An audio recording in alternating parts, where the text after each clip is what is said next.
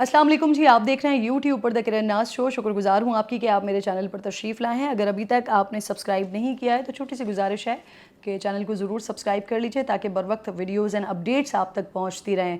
अफसोसनाक वाक़या रोनुमा हुआ है आज इस्लामाबाद में, वफाकी दारुल हुकूमत में, सेक्टर I-11 में सुपर स्टोर के करीब। जो मंज़र मैंने देखा वो दिल दहला देने वाला था, आँखों को पथरा देने वाला था, दिमाग को बंद कर देने वाला था। क्योंकि वो वाक़या ऐसा था कि जिसमें माँ बाप हैं, ज़मीन पर पड़े हुए हैं, बेसुध ज़मीन पर पड़े हुए हैं, उनके आसपास खून बह रहा है और उनके बीच में एक छोटा सा मासूम सा 2 साल का बच्चा है जिसके हाथ में दूध की फीडर है, दूध की बॉटल है उसके हाथ में बच्चे के, और उसने अपना बॉटल को पकड़ा हुआ है। कभी वो अपनी माँ की तरफ जा रहा है, कभी वो अपने बाप के पास आ रहा है, और वो उसके चेहरे के ऊपर इतना इत्मीनान है। वो शायद सोच रहा है कि शायद उसके वालिदैन, उनको शायद नींद आ गई, इसलिए वो सड़क के ऊपर ही लेट गए, वो सड़क के ऊपर ही सो रहे हैं, और वो बच्चा इस इंतज़ार में है कि उसके वालिदा या उसके वालिद वो उठें और उसको गोद में उठाएं। ये दिल दहला देने वाला वाक़या है, ऐसा वाक़या, ऐसा मंज़र कि जिसके लिए दुआ करते हैं कि या अल्लाह कभी दुश्मन के लिए भी ऐसा मंज़र रूनुमा ना हो, कभी दुश्मन के बच्चे के लिए भी ऐसा मंज़र रूनुमा ना हो जो कि हमने देखा, अपनी आँखों से देखा। क्या हुआ? जायदाद का तनाज़ा था, एक छोटे से ज़मीन के टुकड़े का तनाज़ा था, 2 टके की ज़मीन, जिसके अंदर उस बदबख्त बेगैरत ने भी जाना है जिसने उस माँ बाप को, उस मासूम के माँ बाप को जान से मार दिया।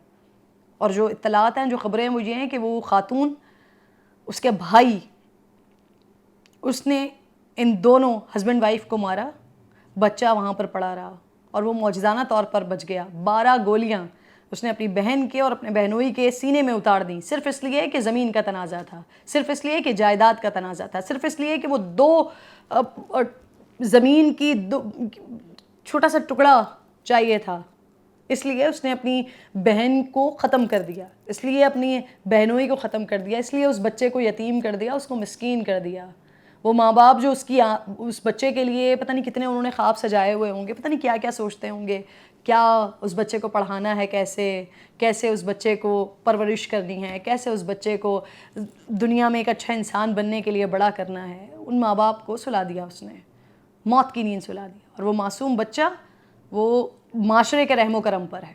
और ये वो माशरा कि अल्लाह माफ़ करे, इस वक्त हम इतनी बेहयाई, इतनी बुरी हम ज़िंदगी जी रहे हैं, इतने बुरे हालात में हम रह रहे हैं कि हम तो अपने शायद साए पर भी भरोसा ना कर सकें। और वो बच्चा जिसके माँ बाप को मार दिया गया, और हो सकता है कि वही बेगैरत बदबख्त आगे उस बच्चे की कफ़ालत कर रहा हो, उस बच्चे को पाल रहा हो, क्योंकि उसी ने उन दोनों माँ बाप को तो मार दिया है। और शायद जो इत्तलात मिली हैं, आगे पीछे कोई ख़ास इनकी रिश्तेदारी और इन लोगों के रिश्तेदार भी नहीं हैं, तो शायद ये बच्चा उसी बदबख्त बेगैरत के घर में और उसी की गोद में पल रहा हो, या वो जेल में हो तो उसकी फ़ैमिली के साथ वो बच्चा पल रहा हो, जिसने उसका इतना एहसास नहीं किया कि छोटा सा 2 साल का बच्चा है, दूध पीने वाला बच्चा है, उसके माँ बाप को मार दिया। और कैसे मारा? पहले से ही पिकेट लगा के बैठे हुए थे ना, कुछ लोग मोटरसाइकिल पर बैठे हुए थे, इंतज़ार कर रहे थे। जब ये दोनों मियाँ बीवी वहाँ से गुजर रहे हैं तो उन्होंने फ़ायर कर दिया, उसके भाई ने फ़ायर कर दिया, और फ़ायर ऐसे किए कि 12 की 12 गोलियाँ, मैगज़ीन खाली कर दिया, 12 की 12 गोलियाँ दोनों मियाँ बीवी को मार दी। और बच्चा, अल्लाह ताला ने उसकी ज़िंदगी रखनी थी, वो बच्चा महफूज रहा, उसको ज़रा सी भी खराश नहीं आई, दोनों मियाँ बीवी के सीने के अंदर गोलियाँ उतार दी।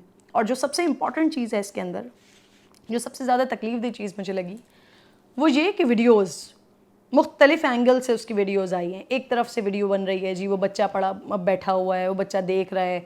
एक वीडियो आई है वो बच्चा दूध पी रहा है। एक वीडियो आई है वो कभी माँ के पास जा रहा है, कभी बाप के पास जा रहा है। लेकिन कोई ऐसी वीडियो नहीं आई जिसमें मैं ये देखना चाहती थी कि किसी ने उस बच्चे को कंसोल करने की कोशिश की है, जिसको अभी कोई अगले 3-4 साल तक ये नहीं पता चलेगा कि उसकी ज़िंदगी में क्या सानेहा हो चुका उसकी आंखों के सामने। अभी तो उस बच्चे को ये मालूम भी नहीं होगा, अभी वो महसूस करने तक की एज में नहीं है। 3-4 साल के बाद उसको इस चीज़ की हसासियत का, इस चीज़ की तकलीफ़ का एहसास होगा। क्या किसी ने उस बच्चे को गोद में उठाने की कोशिश की, उसके सर पे हाथ रखने की कोशिश की? इतनी ज़्यादा बेहिसी हमारे अंदर।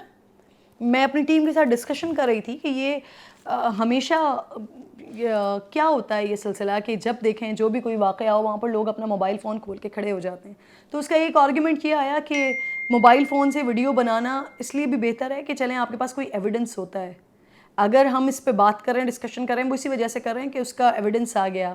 وہ بچہ اس طرح سے بلکتا ہوا اپنے ماں باپ کے ساتھ پڑے ہوئے, لاشوں کی صورت میں پڑے ہوئے ماں باپ اور اس کے ساتھ زندہ وہ بچہ, تو اس کا ایویڈنس آ گیا. چلے 1 2 3 جتنے بھی لوگ کھڑے ہوئے تھے, ایک بندہ ویڈیو بنا رہا تھا, دوسرا ویڈیو بنا رہا تھا, تیسرا ویڈیو بنا رہا تھا, لیکن وہاں مجمع تھا. اس میں سے کوئی تو اپنا موبائل فون چھوڑ کر آ کے اس بچے کو پیار کر سکتا تھا, اس کے سر پہ ہاتھ رکھ سکتا تھا.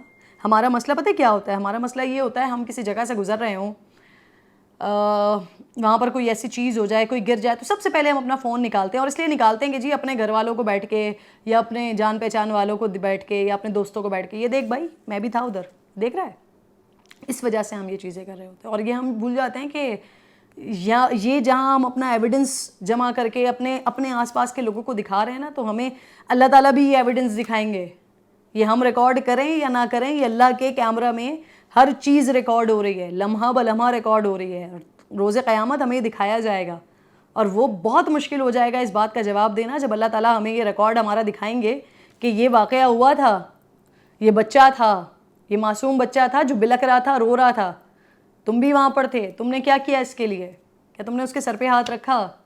کیا تم نے اسے کنسول کرنے کی کوشش کی؟ کیا تم نے اس بچے کو آسرا دینے کی کوشش کی, یا اس کو اپنی آغوش میں لے کر یہ بتانے کی کوشش کی کہ بیٹا پریشان نہ ہو, ڈرو نہیں, گھبراؤ نہیں, رو نہیں؟ نہیں کی. تم اپنا ایویڈنس جمع کرنے میں لگے ہوئے تھے, تم اپنا لوگوں کو آگے پیچھے دکھانے کے لیے لگے ہوئے تھے. یہ معاشرتی بے حسی ہے, یہ ہماری تربیت اور ہماری ذہنیت کی عکاسی کرتا ہے کہ ہم کس قسم کے لوگ ہیں. کہ ہمارے سامنے لاشیں پڑی ہوئی ہوں تو ہم اپنی واہ واہ کے لیے کوشش کرتے ہیں کہ ہمارے پاس کوئی ایویڈنس, کوئی ہمارے پاس ایسی چیز موجود ہو جس سے ہم لوگوں کے آگے ذرا اپنا دھاگ بٹھا سکیں. اسی طرح کا ایک سیم واقعہ ابھی لاسٹ ویک ہوا تھا, سوات میں ہوا تھا. وہاں پر کیا واقعہ ہوا تھا جی, بیوی ناراض تھی, شوہر نے سڑک کے اوپر ہی آ کر اس کو فائر کر دیا, گولی مار دی, بیوی وہیں مر گئی. اس کے ساتھ بھی اسی طرح سے 5 سال کا بچہ تھا, اس کا بےغیرت باپ اس کو مار کے گیا تھا, اس کی ماں کو. اور اس نے کیا کیا, وہ بچہ, کیونکہ 5 سال کا بچہ ہوش والا ہوتا ہے, اس کو پتہ ہوتا ہے کہ اس کے آس پاس کیا ہو رہا ہے, وہ وہیں رونا شروع ہو گیا, چیخ رہا ہے, چلا رہا ہے, بیچارہ بلک رہا ہے کہ کسی طریقے سے اس کی ماں کی زندگی بچا لی جائے, کسی طریقے سے لوگ اس کو اٹھا کر ہاسپٹل لے جائیں. لیکن وہ ماں اس کی اس دنیا سے جا چکی ہے. اور وہاں پر بھی سیم یہی واقعہ ہوا کہ وہ جو میں آپ کو بتا رہی ہوں کہ وہ بچہ بلک رہا تھا, رو رہا تھا, اس کی ماں خون میں لت پت پڑی ہوئی تھی زمین پر, وہاں پر بھی لوگ اسی طرح سے ویڈیوز بنا رہے تھے. اسی طرح سے وہ اپنے پاس اپنی واہ واہ کے لیے, اپنے آس پاس لوگوں کو دکھانے کے لیے اپنے ویڈیو ایویڈنس جمع کر رہے تھے. تو یہ ہماری معاشرتی بے حسی کا حال ہے. اب اس میں ایک پہلو اور بھی نکلتا ہے کہ ہمارے پاس, ہم تو ہر طرح سے تباہ و برباد قوم ہو چکے ہیں نا.